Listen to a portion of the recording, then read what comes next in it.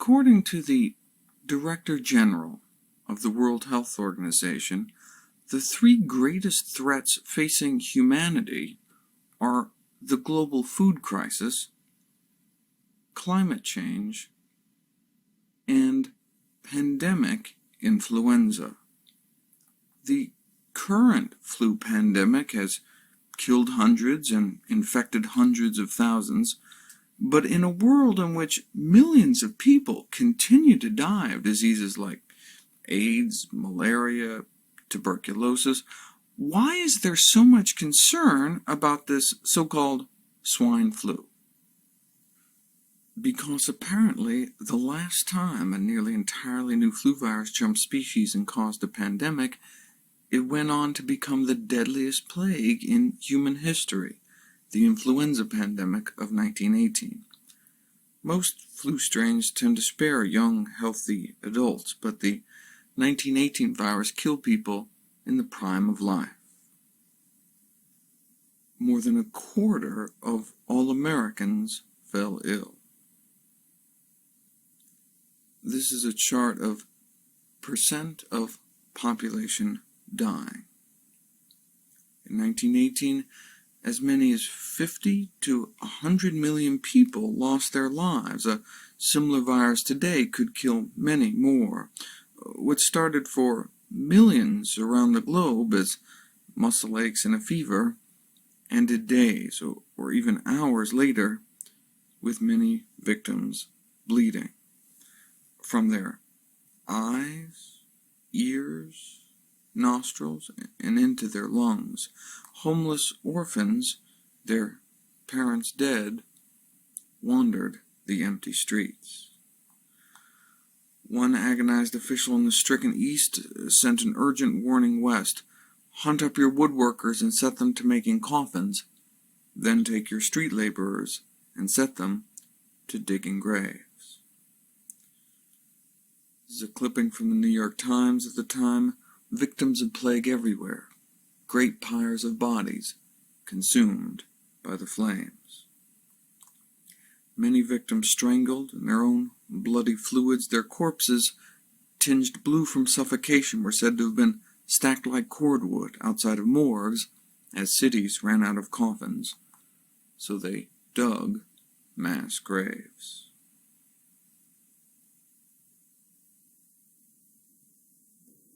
That 1918 flu virus killed more people in 25 weeks than AIDS has killed in 25 years.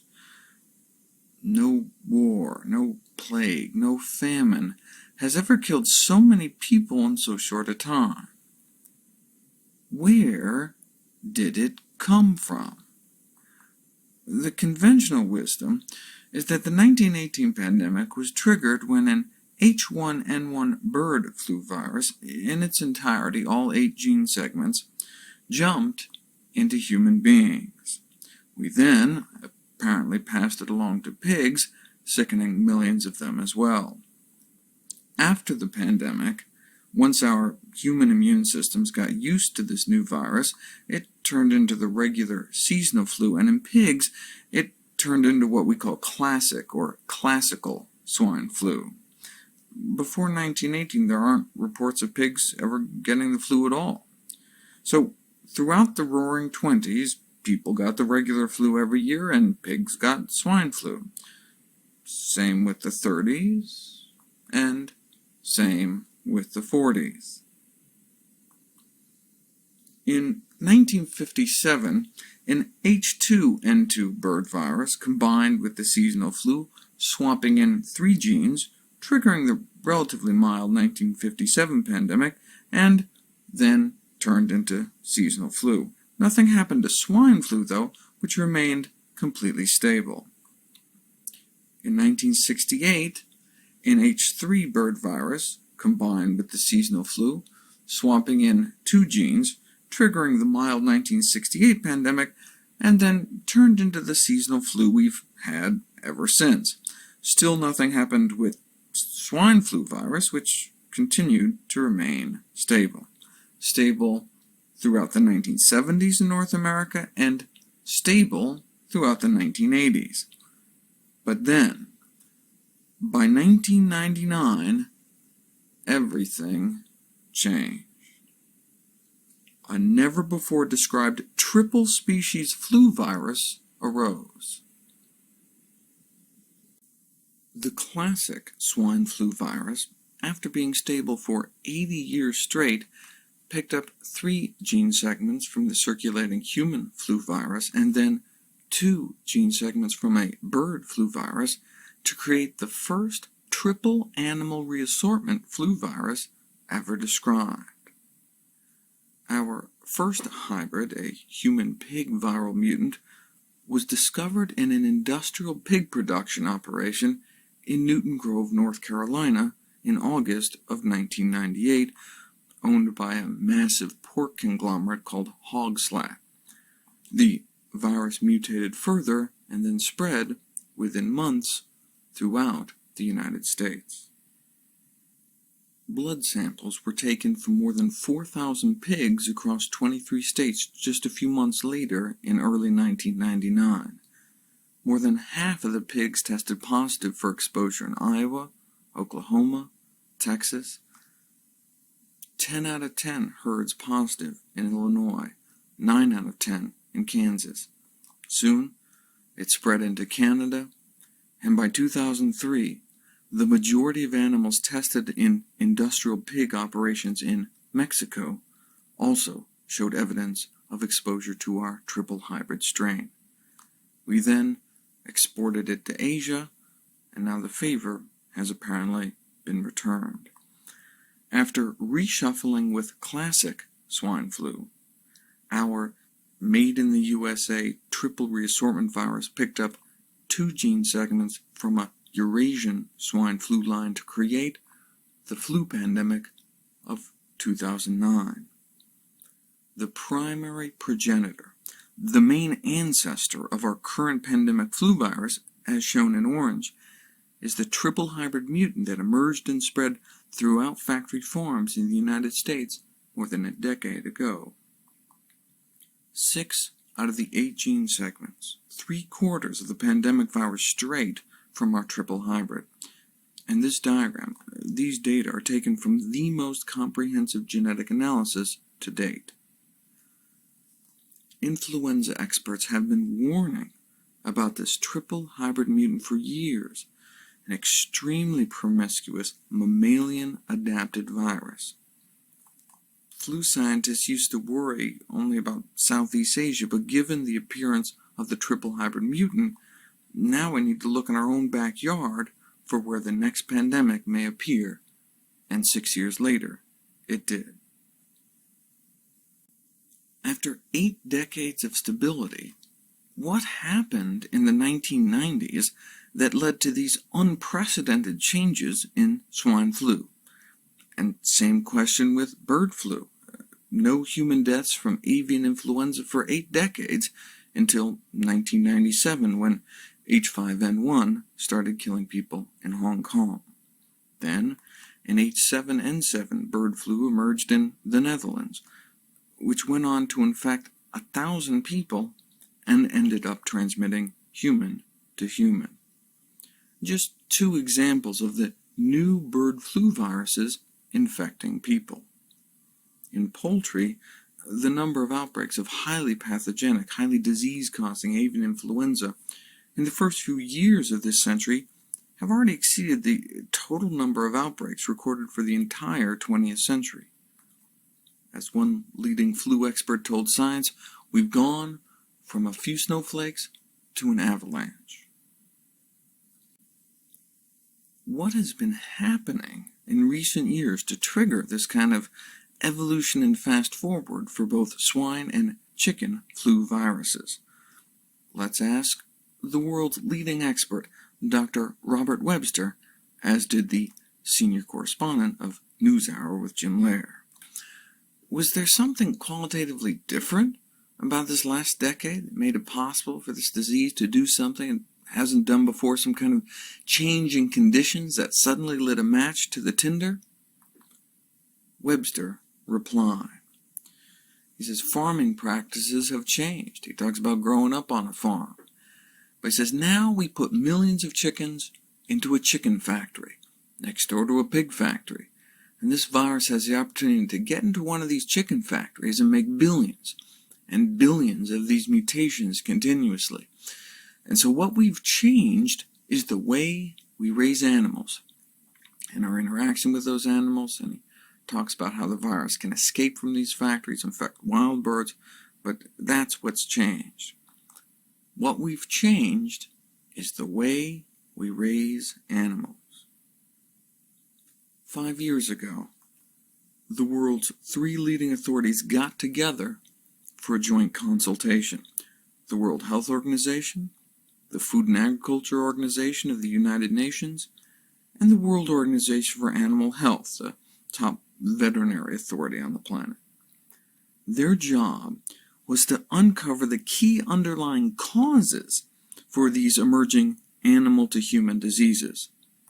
Number 1 on their list was the increasing demand for animal protein the world over. Animals were domesticated 10,000 years ago, but never before like this, especially pigs and poultry. Chickens used to peck around the barnyard, but now chickens raised for meat are typically warehoused in sheds confining tens of thousands of birds. Half of the egg-laying hens in the world are now intensively confined in battery cages, small barren wire enclosures extending down long rows in windowless sheds. There can be 1 million birds on one farm. About half of the world's pig population is also now crowded into industrial confinement operations. Old MacDonald's farm got replaced, one might say, by the new McDonald's farm. These intensive systems represent the most profound alteration of the human-animal relationship in 10,000 years. No surprise, perhaps, that they have been shown repeatedly to be breeding grounds for disease. A few snapshots before we get back to influenza.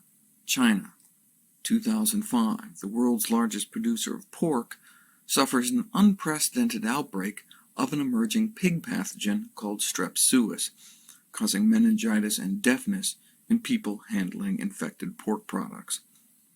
Hundreds of people infected with the deadliest strain on record.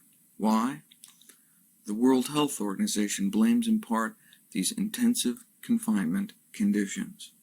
The USDA elaborates. All strep suis appears to start out harmless as natural flora, but the stress-induced immune suppression from overcrowding, poor ventilation, allows the bug to go invasive, causing infections of the brain, blood, lungs, heart, and death. Starts out harmless, turns deadly. That's what these conditions can do. This is not, arguably, how animals were meant to live. Pig factories in Malaysia birthed the Nipah virus, one of the deadliest of human pathogens, a contagious respiratory disease causing relapsing brain infections and killing 40% of people infected, propelling it onto the official U.S. list of bioterrorism agents. And again, according to one of the leaders of the field, it seems to be the conditions in which animals are now forced to live. July 2009, a strain of Ebola was reported on a factory farm in the Philippines, confining 6,000 pigs. Ebola restin, the same strain featured in the hot zone, airborne Ebola, but doesn't appear to make people sick. With enough time to mutate in pigs, though, who knows? So they drove them into these pits and then burned them alive. What better example of the link between how we treat farm animals and potential public health consequences than our investigation of acts of cruelty against sick and crippled dairy cows, which prompted U.S. authorities to initiate the largest meat recall in human history for violations of food safety rules meant to protect the public from bovine spongiform encephalopathy, or mad cow disease, a disease that wouldn't even exist had it not been for factory farming practices. We took natural herbivores, cows and sheep, turned them into carnivores and cannibals by feeding them slaughterhouse waste, blood, and manure, and then we took downed animals too sick to even walk and fed them to people, and now we have mad cow disease. We feed antibiotics by the truckload to farmed animals. Here's the total amount of antibiotics used for all of human medicine every year. Contrast that with how much is fed to farm animals just to promote growth and prevent disease in such a stressful and crowded environment. Millions of pounds a year. And now we as physicians are faced with multi-drug resistant bacteria and are running out of good antibiotic options. Why do half of the pigs so far tested in the United States have MRSA, MRSA, the so-called superbug that now kills more people than AIDS in the U.S. every year? As Britain's chief medical officer put it in his 2009 annual report, every inappropriate use of antibiotics in agriculture is potentially a death warrant for a future patient. Such use has its opponents and its advocates. The feeding of clinically important human antibiotics to pigs and chickens just to fatten them faster is condemned by the American Medical Association, but approved by the American Meat Institute. The American Academy of Pediatrics opposed versus the National Turkey Federation. The American Public Health Association is against it. The American Sheep Industry Association is for it. The National Academies of Science Institute of Medicine opposed. National Chicken Council in favor. The World Health Organization on one side, the National Pork Producers Council on the other.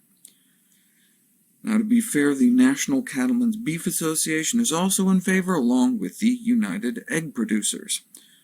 On the other hand, this practice has been condemned by nearly every medical organization in the United States. Yet industrial animal agriculture continues this dangerous practice. What about influenza, though? The increasing numbers of flu viruses jumping from farm animals to people, the acceleration of human influenza problems in recent years. To review, here are all the new influenza viruses infecting humans over the last century or so, up to 2005. There was 1918, 1957, 1968, but then look at just 1995 on. Kind of snowflakes to an avalanche in people, too. But why? According to the world's leading agricultural authority, the Food and Agriculture Organization of the United Nations, this is expected to largely relate to the intensification of poultry production and possibly pig production as well. The big shift in the ecology of avian influenza appears to be the industrialization of the global poultry sector. We are changing the way animals live by the billions. Spread wing to wing, the number of chickens we slaughter every day would wrap more than twice around the world's equator. In the early 1980s, nearly all the chickens in China were raised in tiny outdoor backyard flocks. Now, there are 63,000 CAFOs, concentrated animal feeding operations, in China, with a few confining more than 10 million birds at a single operation. We cram thousands of animals into cramped, filthy, football field-sized sheds to lie beak to beak or snout to snout atop their own waist, arguably a perfect storm environment for the emergence and spread of so-called super strains of influenza. This is how Dr. Webster envisions the emergence of the bird flu H5N1, the deadliest flu virus ever recorded. First, its evolution in chickens from waterborne transmission to airborne transmission. Let me try to explain how this might work. All bird flu viruses seem to start out harmless to both birds and people. That's very important to understand. They start out harmless. In its natural state, the influenza virus has existed for millions of years as an innocuous, intestinal, waterborne infection of aquatic birds like ducks. Then how does a duck's intestinal bug end up in a human cough? Well, in humans, the virus must make us sick in order to spread it. It must make us cough in order to transmit virus from one person to the next. In the virus's natural reservoir, though, the duck doesn't get sick because the virus doesn't necessarily need to make the duck sick in order to spread. In fact, one might say it's in the virus's best evolutionary interest for the bird not to get sick, so it can spread even farther. After all, dead ducks don't fly very far. So the virus silently multiplies in the duck's intestinal lining, is excreted into the pond water, and is then swallowed up by another duck, and the cycle continues as it has for millions of years, and no one gets hurt.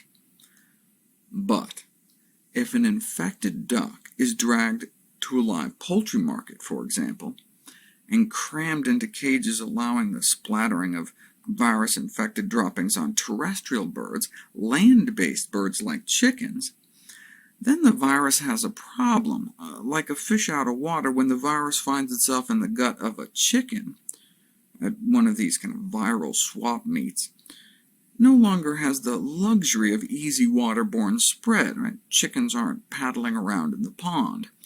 So the virus must mutate or die. Unfortunately for us, mutating is what influenza viruses seem to do best. In aquatic birds, the virus is perfectly adapted, harmless, but when thrown into a new environment, land-based birds like chickens, it quickly starts mutating to adapt to the new host. In the open air, the virus must resist dehydration, for example, and may have to spread to other organs to find a new way to travel. The intestines aren't going to work anymore for this virus, and it may find the lungs and become an airborne pathogen, which is bad news for terrestrial mammals such as ourselves. It goes into chickens as an aquatic virus, but may come out as the flu. Then, H5N1's transformation from harmless to deadly, presumably in these factory farms, from a low pathogenicity virus, harmless, to a highly pathogenic strain of the flu. Again, let me try to explain. In a new host, the more virulent, the more violent the virus becomes in this adaptation process, the quicker it may be able to overwhelm the immune system of its new host. But if it becomes too deadly, though, it may not spread as far. In an outdoor setting, at least, if the virus kills its host too quickly, the animal may be dead before it has a chance to infect too many others. So in nature, there's a limit on how virulent these viruses can get, or at least there was until now. Enter industrial poultry production. When the next beak is just inches away, there may be no limit to how nasty the virus can get. Evolutionary biologists believe that this is the key to the emergence of hypervirulent, so-called predator-type viruses like H5N1. Disease transmission from immobilized hosts. See, when you have a situation where the healthy cannot escape the diseased, where the virus can knock you flat and still transmit from one to another just because you're so crowded, then there may be no stopping rapidly mutating viruses from becoming truly ferocious. This may explain the virus of 1918, arising out of the trenches in World War I. There were these crowded troop transports. Boxcars were labeled 8 horses or 40 men. So apparently when this harmless virus found itself in these kind of conditions, it turned deadly. Millions forced together in close quarters, no escaping a sick comrade. This is thought to be where the virus of 1918 may have gained its virulence. From the virus's point of view, though, these same trench warfare conditions exist today in every industrial chicken shed, every industrial egg operation. Intensively confined, crowded, stressed, but by the billions, not just millions. The industry is slowly waking up to the growing realization that viruses previously innocuous to natural host species have in all probability become more virulent by passage through these large commercial populations. This is from an industry trade journal. Starts out harmless, turns deadly. That's what these conditions can do. This is not, arguably, how animals were meant to live. So, how does the poultry industry feel about the possibility of its own factory farms leading to a pandemic that could kill millions of people? Well, the executive editor of Poultry Magazine wrote an editorial on just that topic. The prospect of a virulent flu to which we have absolutely no resistance is frightening. However, to me, the threat is much greater to the poultry industry. I'm not as worried about the U.S. human population dying from bird flu as I am that there will be no chicken to eat. Factory farming may be a very efficient method of production, but no matter how cheap the meat, it may not be worth the risk. It is likely no coincidence that our first hybrid swine flu arose in the state with the single densest pig population in the country, North Carolina. In fact, the virus arose in the county with the single highest pig population in the nation, now confining more than 2 million pigs.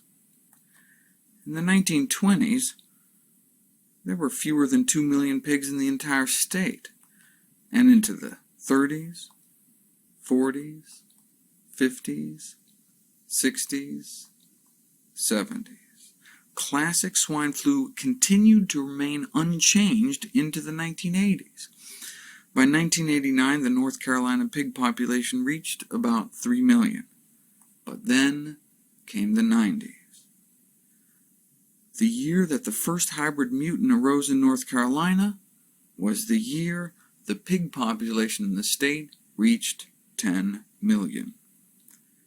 At the same time, the number of operations diminished fourfold, resulting in a dramatic intensification of the North Carolina pork industry leading up to the emergence of the new hybrid flu virus first discovered there.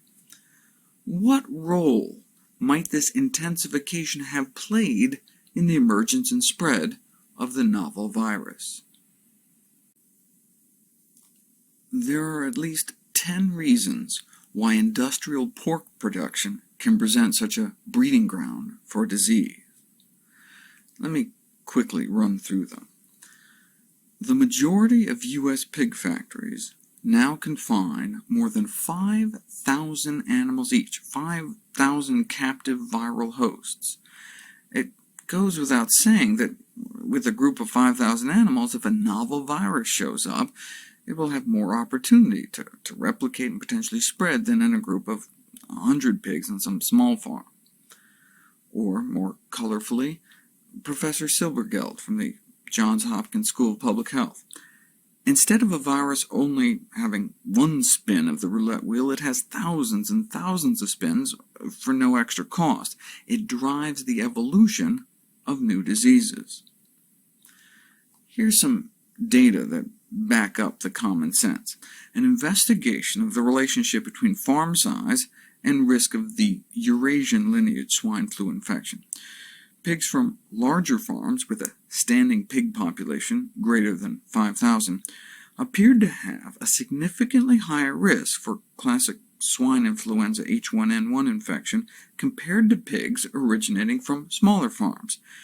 The odds of H1N1 in pigs from those massive farms were 5 times more as compared to farms confining less than 1,000 pigs. The same result was found for another strain of swine flu. Pigs from farms with thousands of animals were up to 9 times more likely to have H3N2 swine flu infection as compared to pigs from farms with only hundreds of animals. A study of pig farms in North America similarly concluded that increasing the number of finishers, fattening pigs, by 1,000 quadruples the odds of a herd being positive for swine flu. 4 times the odds of infection for every additional 1,000 pigs you cram in, which again just makes a certain amount of sense.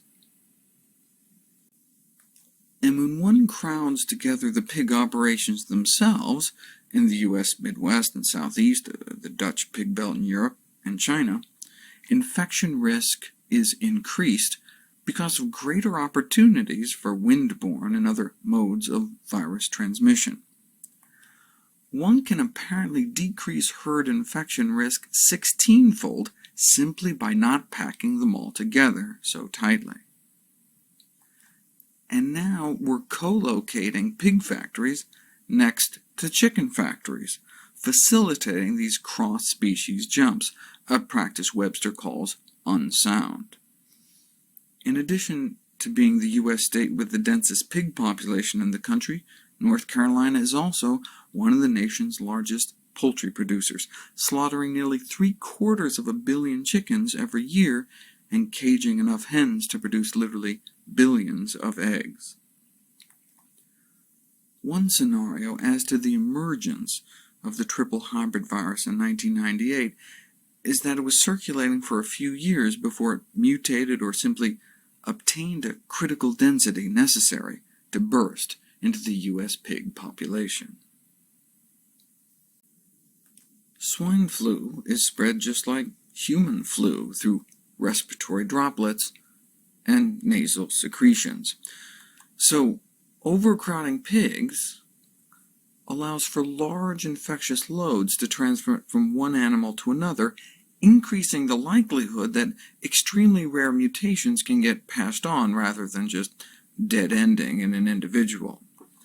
And in terms of a novel virus then spreading, not only may an increased number of pigs per geographic region facilitate airborne transmission, but an increase in the number of fattening pigs per pen has been associated with higher risk of swine flu infection because it simply allows more opportunities for direct nose-to-nose contact or for aerosol spread of the virus between pen mates. It's like putting 5,000 people in an elevator and someone sneezes. Of course, the more you crowd them, the faster a respiratory virus is going to spread. If overcrowding pigs so tightly increases the risk of the emergence and spread of new viruses, why does the industry do it? Because overcrowding pigs pays, according to the trade publication National Hog Farmer. You can maximize profits by dropping the space per pig to 6 square feet. That's a 200-pound pig in like 2 feet by 3 feet. They acknowledge this presents some problems, inadequate ventilation, increased health risks, but sometimes crowding pigs a little tighter will make you more money. It may make sense for the pork industry's bottom line, but we are only beginning to understand the true costs of this approach, the externalized costs to society. Furthermore, a large number of pigs per pen also creates physiological stress, which in turn can alter the immune system and predispose pigs to infection, which brings us to the fourth factor. The operation in Newton Grove, North Carolina, where the ancestor of the current pandemic virus was first detected, was a breeding facility in which thousands of sows were confined in gestation crates, also known as sow stalls. Veal crate-like barren metal cages about 2 feet wide. These highly intelligent social animals are basically kept in a box, week after week, month after month, for nearly their entire lives.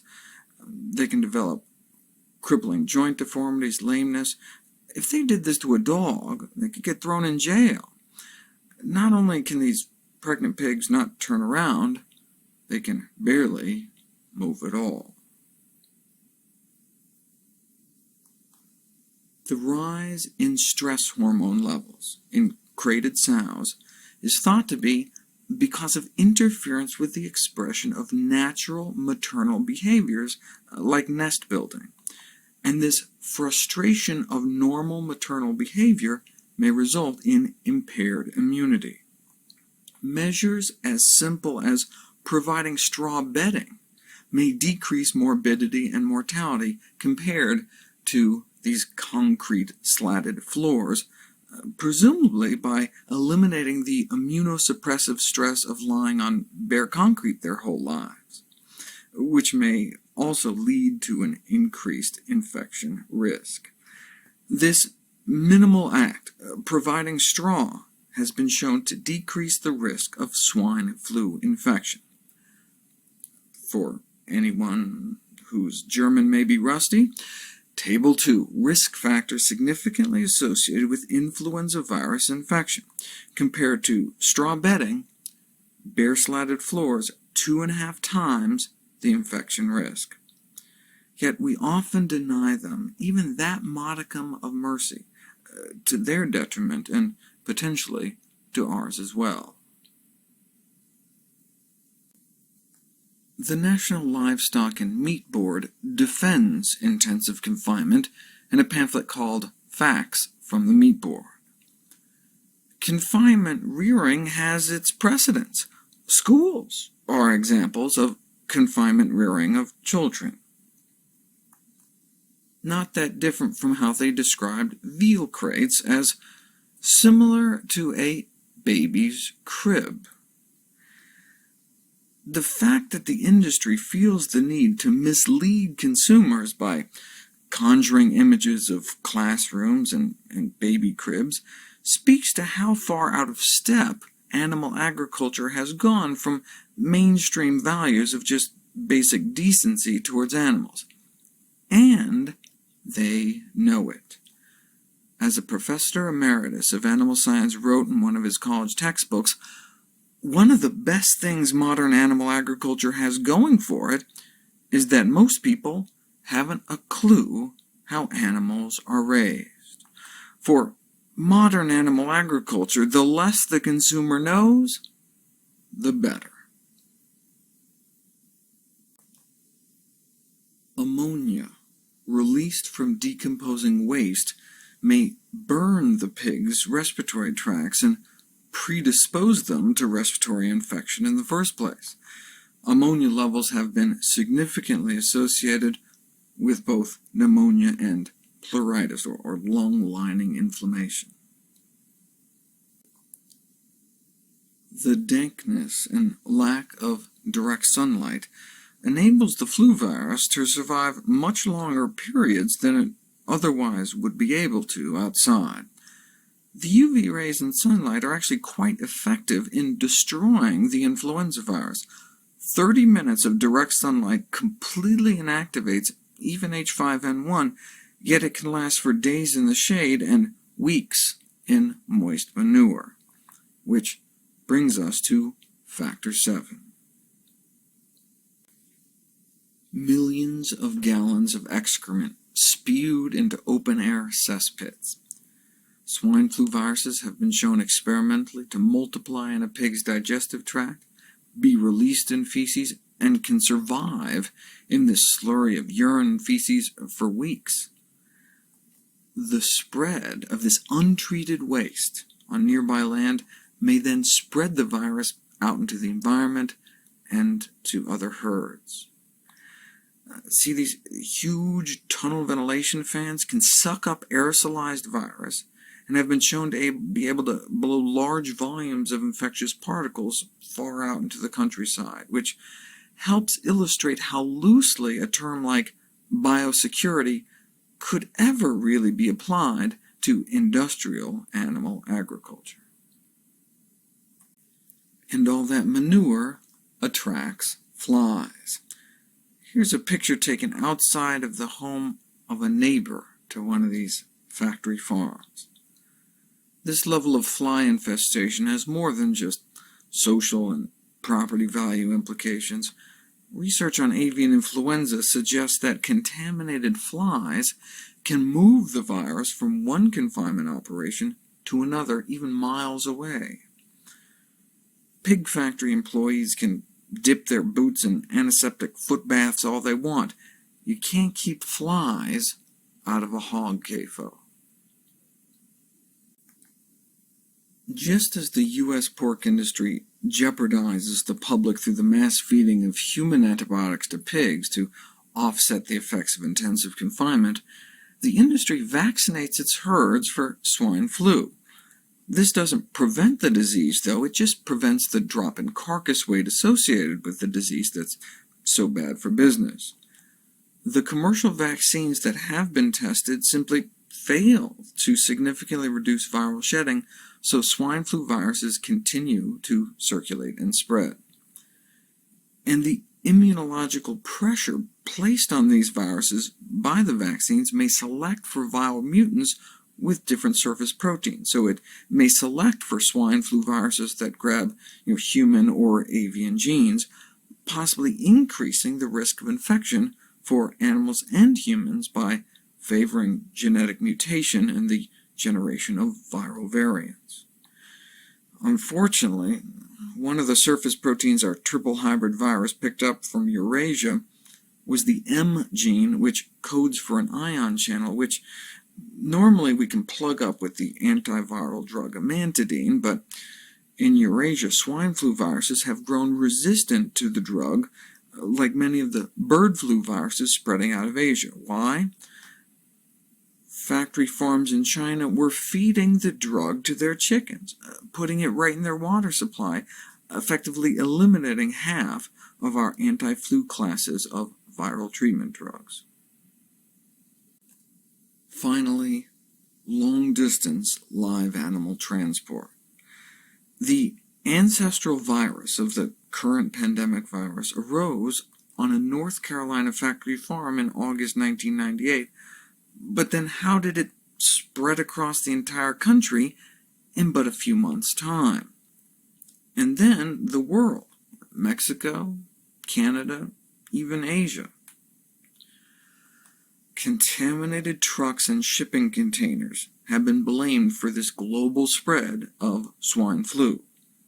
In the United States, pigs are trucked coast to coast. Red meat travels on average 1,000 miles on the hoof before it reaches our plate. Pigs may be bred in North Carolina, but fattened in the Corn Belt of Iowa and then slaughtered in California. Sometimes it's cheaper to bring the pigs to the corn than the corn to the pigs. Before factory farms, there were fewer animals, less crowding of farms, less crowding of animals who were actually able to move around. They were outside, where influenza viruses get dehydrated to death in the breeze and zapped by sunshine. Manure was composted and actually fertilized the earth rather than contaminating it, attracting swarms of flies. We didn't have to feed them drugs, and even if a new virus arose, where would it go? The pigs ended up in a local butcher shop, not halfway around the world. This factor alone confirms the link between industrial pork production and the current pandemic. How else could a North Carolina virus get to Minnesota, Mexico, and Malaysia? How else? The answer is when pigs fly. But since they don't, one of the reasons we now have a virus infecting well over 1 million people in the United States is industrial farm animal production. Only a few hundred people have died, though. You can never call anything that's killed scores of children mild, exactly. But the H1N1 virus hasn't been much worse than the regular seasonal flu. so far, but this may just be the first wave. The 1918 pandemic may have been relatively mild at first too, although we're still not exactly sure what happened in 1918 compared to what was to come later. What may have been a first wave in the summer of 1918 hardly even registered a blip, but then apparently came back with a vengeance in the fall to kill tens of millions of people. The worst case scenario would be if the swine flu were to combine with the H5N1 bird flu, both of which have been found in pigs. If a single pig in parts of Asia or Africa, where bird flu has become endemic, becomes co-infected with both the new swine flu and bird flu, the concern is that it could theoretically produce a virus with the human transmissibility of swine flu, but also with the human lethality of bird flu. In 1918, the mortality rate of the pandemic was less than 5%. This estimate on the right, potentially millions of people dead in the next pandemic, is based on the same 2 to 3% mortality rate, what the U.S. Centers for Disease Control calls a Category 5 pandemic.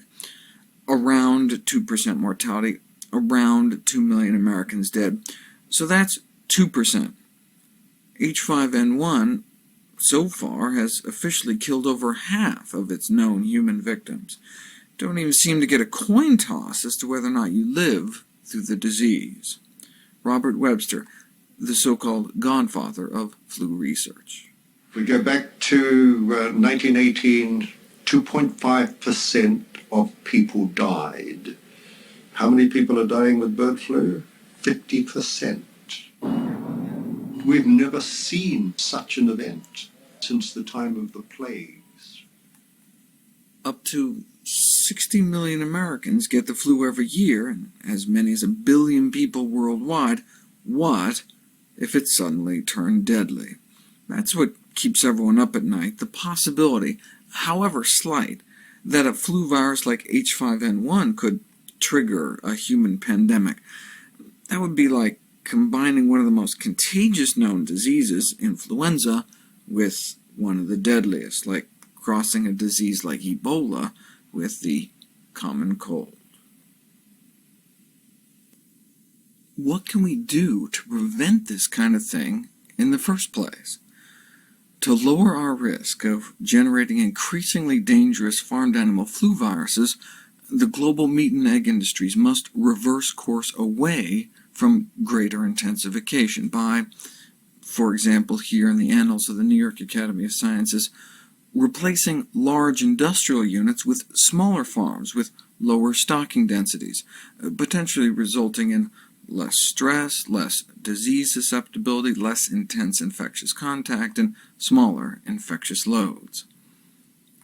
The United Nations itself has urged that governments, local authorities, and international agencies need to take a greatly increased role in combating the role of factory farming, which, combined with live animal markets, provides ideal conditions for the flu virus to spread and mutate into a more dangerous form. Factory farms can be thought of as incubators for the original emergence of dangerous strains of the flu. More than 5 years ago, the American Public Health Association, the largest and oldest association of public health professionals in the world, called for a moratorium on factory farming. In 2007, the Journal of the APHA published an editorial that went beyond just calling for a de-intensification of the pork and poultry industries.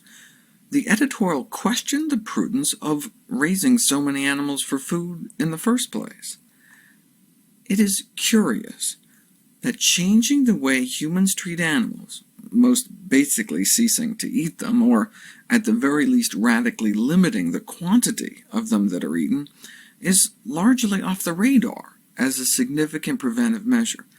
Such a change, if sufficiently adopted or imposed, could still reduce the chances of the much-feared influenza epidemic.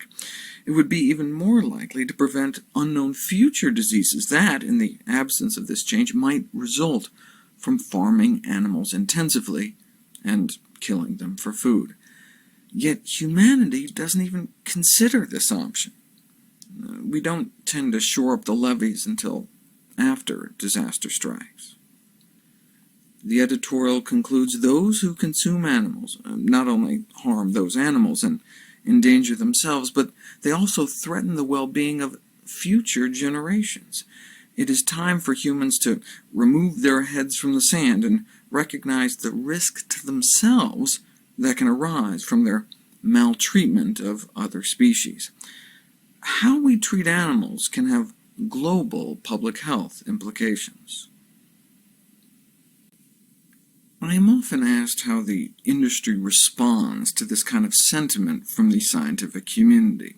Well, a few summers ago, the United Nations released yet another report on the global health risks of industrial animal agriculture, along with one of the most prestigious public health institutions in the world. Let me show you the kind of reception it got from U.S. agribusiness. Feedstuffs is America's leading agribusiness publication. An editorial responded this way to the FAO research report. The Food and Agriculture Organization of the United Nations claims to use scientists to generate its reports, but I wonder if those scientists don't resemble a bearded man living in a cave in Pakistan who wants the U.S. on its knees. Cutting down our consumption of chickens and pigs, and combating the role of factory farming, as the United Nations has advised, as well as replacing long-distance live animal transport with a carcass-only trade, may help prevent the emergence of future pandemics. But viruses like H5N1 have already been hatched, already spread and mutated into a more dangerous form, and there seems little hope of eradicating either it or swine flu. Dr. Michael Osterholm is the director of the U.S. Center for Infectious Disease Research and Policy and an associate director within the U.S. Department of Homeland Security. He tried to describe what a pandemic with a virus like H5N1 could look like in one of the leading U.S. public policy journals called Foreign Affairs. He suggested that policymakers consider the devastation of the 2004 tsunami in South Asia, duplicate the tsunami in every major urban center and rural community around the planet simultaneously, add in the paralyzing fear and panic of contagion, and we begin to get some sense of the potential of pandemic influenza. Or we could imagine Katrina. Imagine every city, New Orleans, at the same time around the world. People drowning in their own bodily fluids. All, perhaps, because people insisted on eating cheaper chicken and pork. Traditionally, pandemics have been thought of as natural disasters, like earthquakes, of which we couldn't possibly have control. But because of the way we now raise animals, future pandemics may be in part considered unnatural disasters of our own making. An influenza pandemic of even moderate impact could result in the single biggest human disaster ever, far greater than AIDS, 9/11, all the wars of the 20th century, and the tsunami combined. Has the potential to redirect world history as the Black Death redirected European history in the 14th century. Hopefully, the direction world history will take is away from raising animals by the billions under intensive confinement so as to potentially lower the risk of us ever being in the same precarious place in the future. There is, however, hope on the horizon. In 2008, the Pew Commission on Industrial Farm Animal Production released its final report. The prestigious body was chaired by a former Kansas governor, included a former U.S. Secretary of Agriculture, and concluded that industrialized animal agriculture posed unacceptable public health risks and called for gestation crates for pigs to be banned, noting that practices that restrict natural motion, such as sow gestation crates, induce high levels of stress in the animals and threaten their health, which in turn may threaten our health. I'm happy to report that thanks to the dedication and tremendous work of thousands of volunteers, and despite the industry's best stonewalling, 6 states so far have already acted to join the European Union in phasing out gestation crates forever.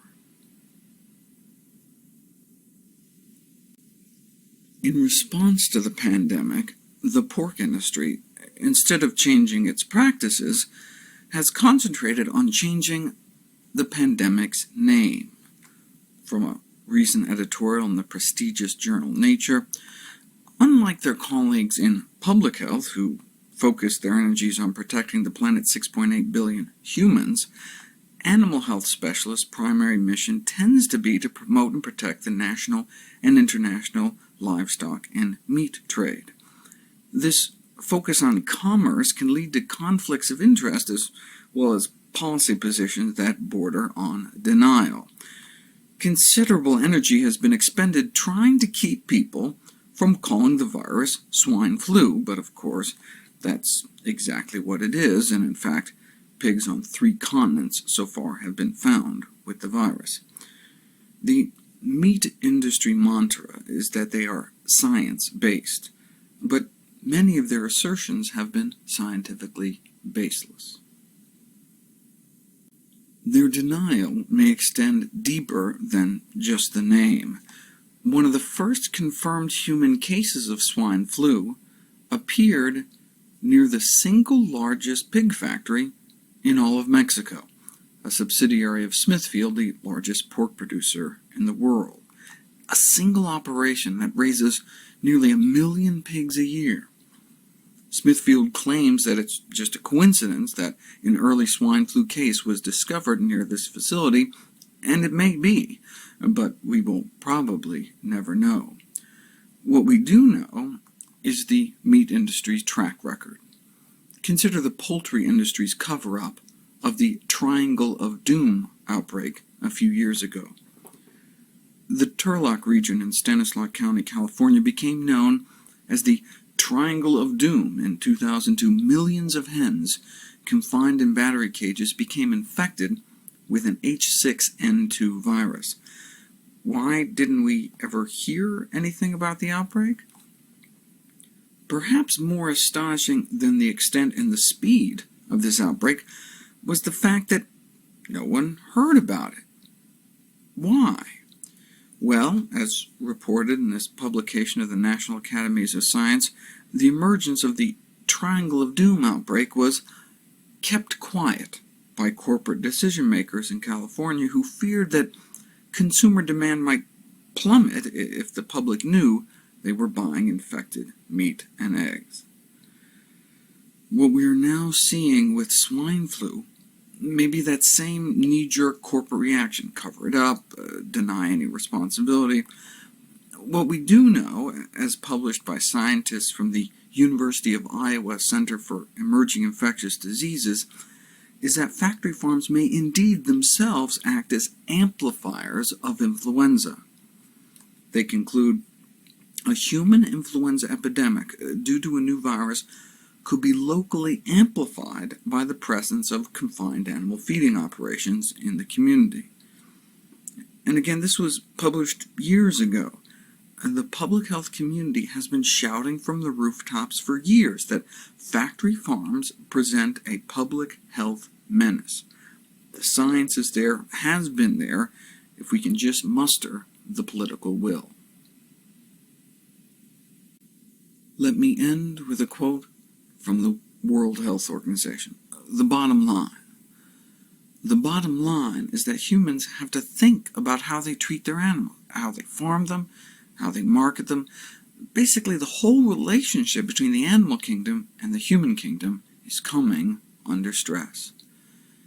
In this age of emerging diseases, there are now billions of feathered and curly-tailed test tubes for viruses to incubate and mutate within, billions more spins at pandemic roulette. Along with human culpability, though, comes hope. If changes in human behavior can cause new plagues, well then changes in human behavior may prevent them in the future.